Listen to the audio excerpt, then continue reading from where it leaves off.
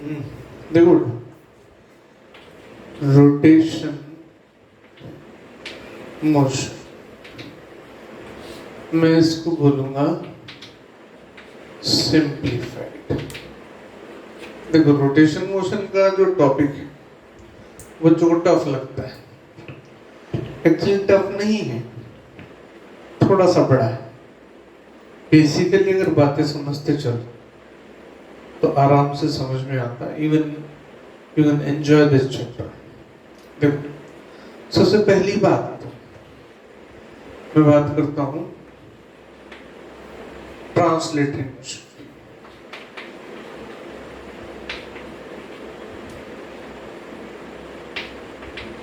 तो ये ऑब्जेक्ट, अभी किसी डेफिनेशन पे नहीं आ रहा, ये वो ऑब्जेक्ट है, इसके दो पॉइंट्स हैं, ये ए और ये बी, ठीक है। ये कुछ देर में यहां से चल के ये T0, ये T यहां पे आ जाता है, ए डैश और ये बी डैश, ठीक है। इनको ज्वाइन करने वाली जो लाइन है, ये यहाँ पे भी आएगा बीच में, कभी यहाँ पे भी होगा, है ना। ये जो ज्वाइन करने वाली लाइन है ये हमेशा खुद के पैरेलल रहती है, ठीक। इसको बोलते हैं ट्रांसलेटरी मोशन। अच्छा, एक और एग्जांपल लो। अगर ये इस तरह से जाए, सपोज ऐसे, ऐसे भी जा सकता है। अब क्या होगा, ये पॉइंट ए, ये बी, ये ए डैश, ये बी डैश,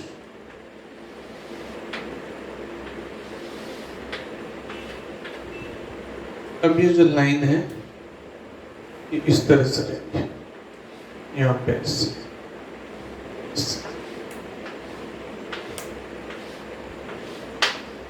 ट्रांसलेटरी मोशन ये भी है और ट्रांसलेटरी मोशन ये भी है। इस ट्रांसलेटरी मोशन को बोलते हैं रेक्टिलिनियर ट्रांसलेशन, स्ट्रेट लाइन।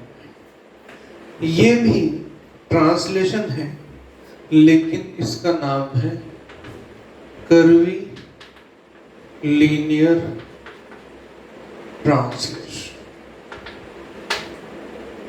इसमें कर्व में मूव कर रहा है, लेकिन एक बात दोनों में कॉमन है कि इस बॉडी के कोई भी दो पॉइंट्स उठाओ, उन पॉइंट्स को मिलाओ, उनको मिलाने वाली जो लाइन है वो हमेशा पैरेलल रहेगी खुद के।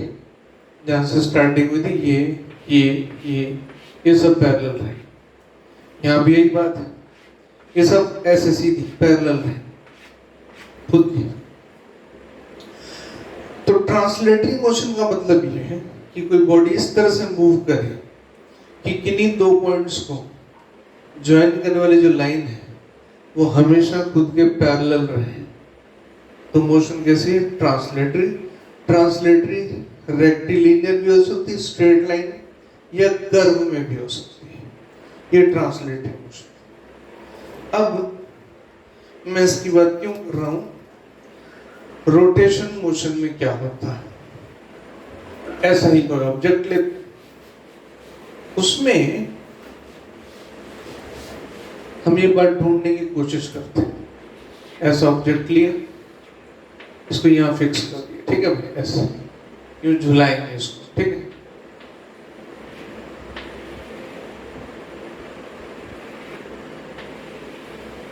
अब इसके दो पॉइंट्स लेते हैं हम यहां पर, ये उसके बाद ये ए, ये बी, फिर ये ए डैश, फिर ये ए डबल डैश, फिर ये बी डैश, फिर ये बी डबल डैश। अब देखो, ए और बी को जो ज्वाइन करने वाली लाइन है ये, और इधर से यहाँ पर नई पोजीशन और ये पोजीशन। अब ये तीनों लाइनें आपस में पैरेलल नहीं है। अब इस तरह की मोशन को हम रोटेशन मोशन कहते हैं। ट्रांसलेशन से बाहर आ रहे हैं। ट्रांसलेशन में देखो, मैंने पार्टिकल नहीं दिया, मैंने एक बॉडी ली, गॉट इट? तो इस केस में इस तरह से होता कि इनको ज्वाइन करने वाली जो लाइन है वो अपने खुद के पैरेलल नहीं रहती। हाँ, ये सारे घूमते एक सर्कल में। कोई पॉइंट और ले लो, सी डैश, ये इसकी नई प्रॉपर्टी। सब एक ही सर्कल, सॉरी डिफरेंट सर्कल्स में घूमते हैं जिनका सेंटर एक ही है, डिफरेंट रेडियस के सर्कल में, और सबका एक सर्टेन टाइम में जो एंगल बनता है वो भी सेम होता है। तो एक नई प्रॉपर्टी है। सब पार्टिकल्स कॉन्सेंट्रिक सर्कल में घूमेंगे, उनको ज्वाइन करने वाली लाइन आपस में पैरेलल नहीं है, कोई बात नहीं, लेकिन सर्कल के आर्क पैरेलल है।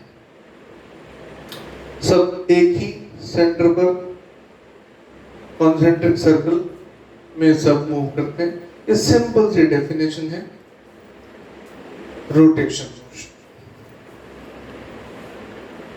एज सिंपल एज पॉसिबल, इतना ही है। ठीक है, अब दोनों चीज कंबाइन भी हो सकती है।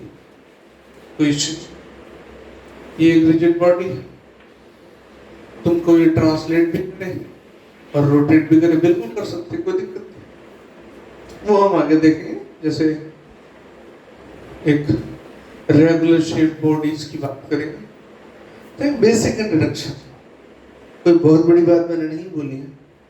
अब मैं इसको इस तरह से लेकर चलता हूँ, कुछ वेरिएबल्स जो डिफाइन करने।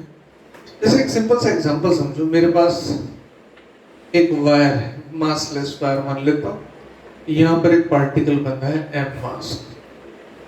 इस वायर को मैंने यहाँ फिक्स कर रखा है टेबल पे, समझो सर, ये टेबल है, टेबल पे यहाँ फिक्स कर रखा है, पार्टिकल यहाँ मैं ऐसे घुमाऊंगा इसको, यहाँ पे मैं तुम्हें ये टॉप व्यू दिखा रहा हूँ। ठीक है, ये सर्कल में घूमेगा, सिंपल सी बात है, ये सब समझते ही। इस सर्कल में घुमा, ये t0 पर सिचुएशन है, ये t डेल्टा t पर है, और इसमें इसने डेल्टा थीटा एंगल बना लिया। पार्टिकल की बात करो, मैं बॉडी पे जा ही नहीं रहा हूं। ये जो आर्क बना, इसको डेल्टा एस ए बी। अच्छा, ये सब लोग जानते हो, angle is equal to arc upon radius, या इसको ऐसे लिख लो, delta S R delta theta. अच्छा, इस पूरी इक्वेशन को डेल्टा टी से डिवाइड करते हैं, डेल्टा टी, तो delta S upon delta T इसकी इधर से इधर स्पीड होगी v, और delta theta upon delta T इसके एंगल के चेंज होने की रेट होगी।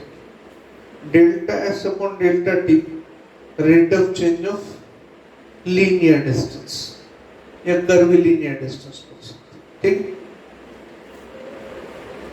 और rate of change of angle is called angular velocity, omega. तीसरी बात है बस, rate of change of angular displacement is angular velocity. मैंने एक्चुअली वेलोसिटी नहीं, एंगुलर स्पीड बोला। अभी थोड़ा सा मैं इस पर आऊंगा थोड़ा सा। अब मैं इससे ये तुम्हें मालूम है अच्छे से, तुमने सिंपल जो ये पढ़ा है नॉर्मल क्लासेस में। मैं इसको वेक्टर फॉर्म जो आती है उस पर बात करना चाहता हूँ। अब मैं पार्टिकल को इस पोजीशन पे रखता हूँ, मैं इसको बहुत स्मॉल डिस्प्लेसमेंट देता हूँ, दिखाने के लिए मेरे को बड़ा बनाना पड़ेगा, लेकिन इनफाइनेटेसिमली स्मॉल डिस्प्लेसमेंट, इसको बोलता हूँ डेल्टा एस वेक्टर, ठीक है। ये एंगल है डेल्टा थीटा। अब इस पर डिस्कस करूंगा कि डेल्टा थीटा वेक्टर होता है, थीटा वेक्टर नहीं होता। ये ओ से ए तक जो वेक्टर है इसको मैं आर नाम देता हूं। अब यहां पर एक बात है, इस पर्टिकुलर सिचुएशन में delta S delta theta R, अभी जो दो वेक्टर्स हैं, मैं इसको डेल्टा टी से डिवाइड करता हूं स्केलर से, delta S upon delta T, अब वेक्टर फॉर्म में हो गया तो क्या हो गया, लीनियर वेलोसिटी, और delta theta upon delta T ये एंगुलर वेलोसिटी, और ये आर। अभी जो दो वेक्टर्स हैं वो इकट्ठे तो होते नहीं ऐसे, या तो उसमें एडिशन होगा, मल्टीप्लिकेशन होगा, सब्ट्रैक्शन डिवीजन होगा, सॉरी एडिशन होगा, सब्ट्रैक्शन होगा, या प्रोडक्ट या क्रॉस होना चाहिए। यहाँ पर एक कंसेप्ट आता है, वेलोसिटी की डायरेक्शन ये रही, आर की डायरेक्शन ये रही, v की डायरेक्शन ओमेगा और आर के किसी ऑपरेशन से आ रही है। तो एक चीज तो तय है कि v की डायरेक्शन r की डायरेक्शन में नहीं है, तो एडिशन तो नहीं है। एक ही पॉसिबिलिटी बचती है कि मुझे ओमेगा शायद मैं अंदर लेता हूं, ऐसे अंदर। देखो समझो, ये r की डायरेक्शन, ये ओमेगा की डायरेक्शन, ये r, ये ओमेगा। ओमेगा क्रॉस r करूंगा तो इधर जाएगा, और इधर किसकी डायरेक्शन है, वेलोसिटी की। मतलब मुझे यहाँ पे क्या लगाना पड़ेगा, क्रॉस। इसकी डिटेल्ड स्टडी फर्दर क्लासेस में अलग तरीके से है, लेकिन यहाँ तुम्हारे समझने के लिए मैंने ये रिलेशन एस्टेब्लिश किया ताकि मैं इसको डिफाइन कर सकूं कि v equals to omega cross r कहाँ से आता है। Got it? ये इधर से आता है, v is equal to omega cross r। अच्छा, अब एक और बात, मेरे पास जब ये रिलेशन है तो मैं अब एक काम करता हूँ, समझो, एक पोल लेता हूँ, ठीक है, एक पोल पे एक रस्सी को लपेट देते हैं, और ये मास, जैसे पोल है, रस्सी को लपेट दिया, इसकी कुछ लेंथ बाहर निकली, उसको मैं अभी आर बोल रहा हूँ, इसको घुमाना, तो ये कुछ ऐसे नहीं घूमेगा कि ये रस्सी ये यूं ये स्पाइरल होती जाएगी, ऐसे बड़ी होती जाएगी। यानी ये जो ओ ए जिसको मैं आर बोल रहा हूँ वो चेंज होगा, थीटा भी चेंज हो रहा है। अब एक बात समझो, ये मैंने एग्जांपल क्यों लिया, देखो एक चीज तो तय है, तुमने जो ट्रांसलेशन मोशन में अब तक पढ़ा है, R position vector, D R upon D T velocity, बिल्कुल बात। मतलब ऐसा होता ना 3D में भी अगर तुम लो या 2D में लेते हैं, ठीक है, एक पार्टिकल है, उसकी पोजीशन p, ये इसका पोजीशन वेक्टर r, तो D R upon D T इसकी वेलोसिटी डिफाइन होती है। अब पोजीशन कहीं भी बदले, कैसे बदले उससे मतलब नहीं, और पोलर फॉर्म पढ़ाओ तो थीटा भी चेंज होता है, वो उसकी बात नहीं कर रहे, ठीक है, अभी हम उतना डिटेल में नहीं जा रहे। D R upon D T हम जानते हैं v है, ठीक, एक बात। दूसरी चीज अभी हमने डिफाइन किया omega delta theta upon delta T, या मैं इसको लिखूं D theta upon D T. वही बात एंगल के साथ हुआ, एंगल का rate of change, angular velocity. तो मैं एक बात यहाँ पे डिफाइन कर सकता हूँ कि इसका भी तो कुछ हो सकता है ना, differentiation, rate of change of r is velocity, rate of change of velocity is linear acceleration.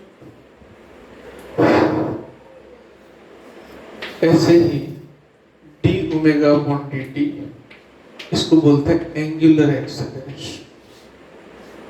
Same term चलती रहेगी, मैं कुछ कोई खास नई बात नहीं कर रहा, बहुत सिंपल बात है, तो मैं मालूम, बस मैं प्रोसीड जो कर रहा हूँ वो समझाने के लिए कर रहा हूँ, एग्जाम्पल्स लेकर के। ये दिमाग में रखना, ये एक धागा है, ये पोल पे बंधा हुआ है, और ये ऐसे रिवॉल्व करना, तो इसका आर भी बदल रहा है और थीटा तो बदल ही रहा है। तो हम क्या करेंगे, तो हम एक काम करते हैं, प्योर मैथमेटिकल होते हैं। आई होप तुम ये जानते हो मेरे पास इक्वेशन है z equals to X into Y में D Z upon D T का, तो मैं ये लिखूंगा, ऐसे लिखते तो कोई फर्क नहीं पड़ता, बराबर। ऐसा करेंगे, मतलब z equals to X Y है, मल्टीप्लिकेशन में है, तो हमने उसको इस तरह से प्रोसीड करना।